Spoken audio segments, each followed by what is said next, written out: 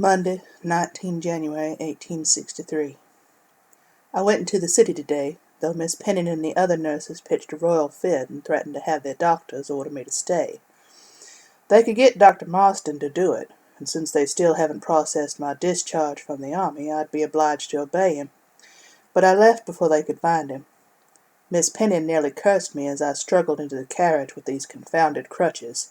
I think I would have paid money to hear that. She said I should have stayed in bed at least another week after my fever, but I don't have the time. Guillermo's ill, and comes in and out of consciousness with alarming rapidity.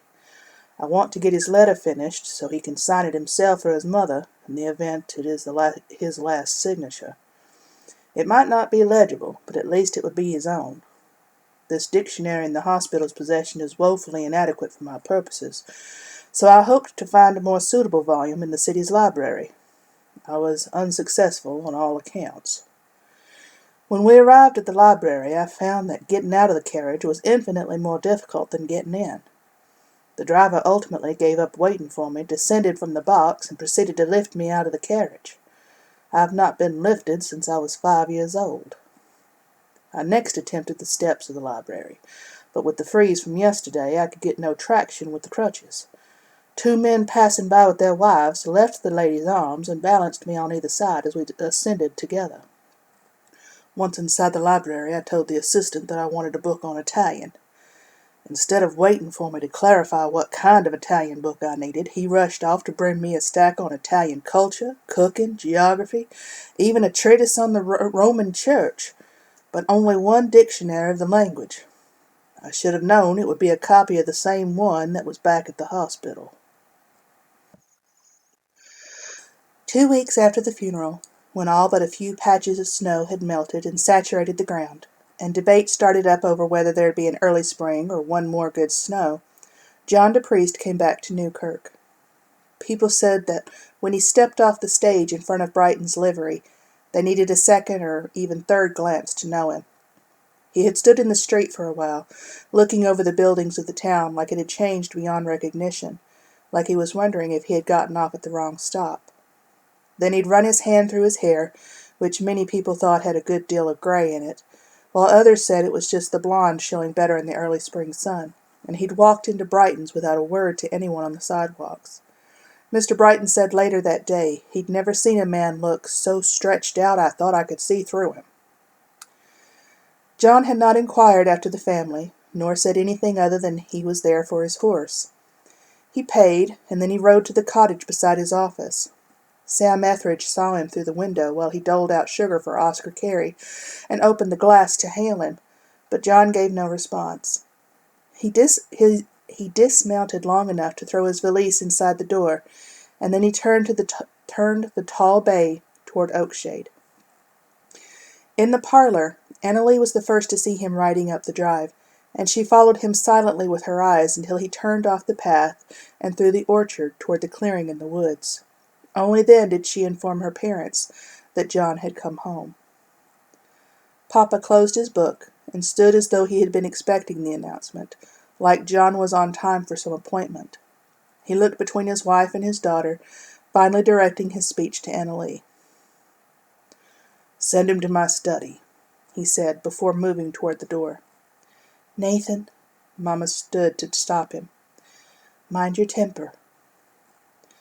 Papa nodded and left the room, but after a moment Mama turned briefly to Annalee before following him. "I'd better stay with him just in case." Annalee embroidered for a few minutes on a half-finished bodice piece she'd found among Rebecca's belongings. When John stepped into the parlor, she nearly lost what determination she had to speak her mind to him. Though from the mud on his shoes it was evident he had stood for some time at Rebecca's grave, he had not been crying.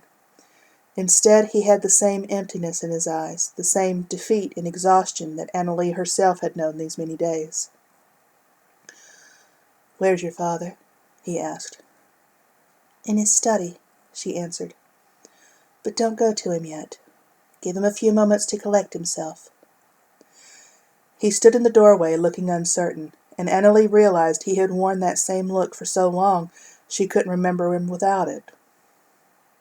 "Sit down," she said, pulling her needle through the cloth and watching him peripherally until he complied. She let him sit in his chair in silence until he could decide to speak. "I saw a bundle of your mother's letters at Tom's Stone." Annalee nodded and continued with her embroidery.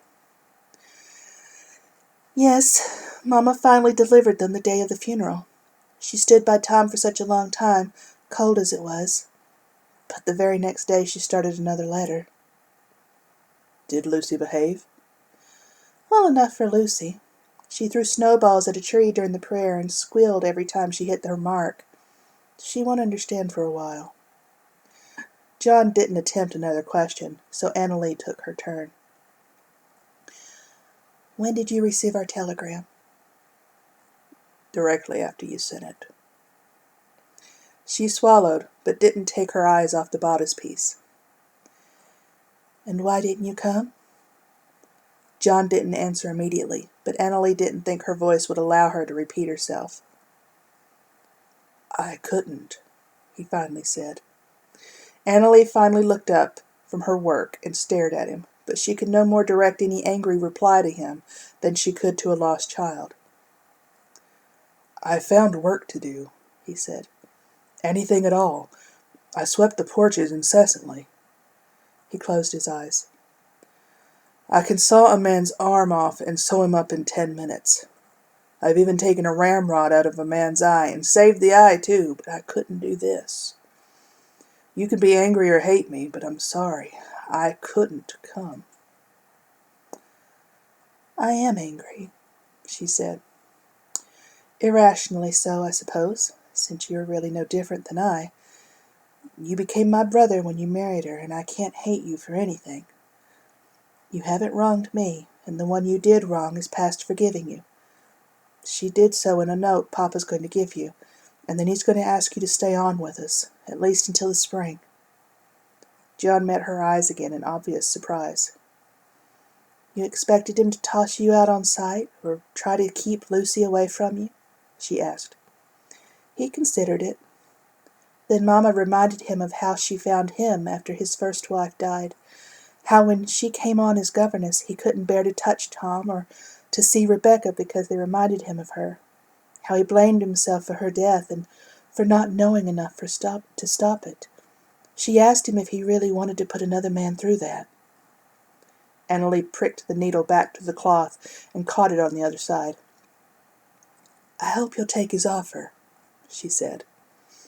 John sat a few seconds before he realized that he was, in effect, dismissed. He left the parlor door open when he started for Papa's study, but Annalee didn't even try to stand and close it.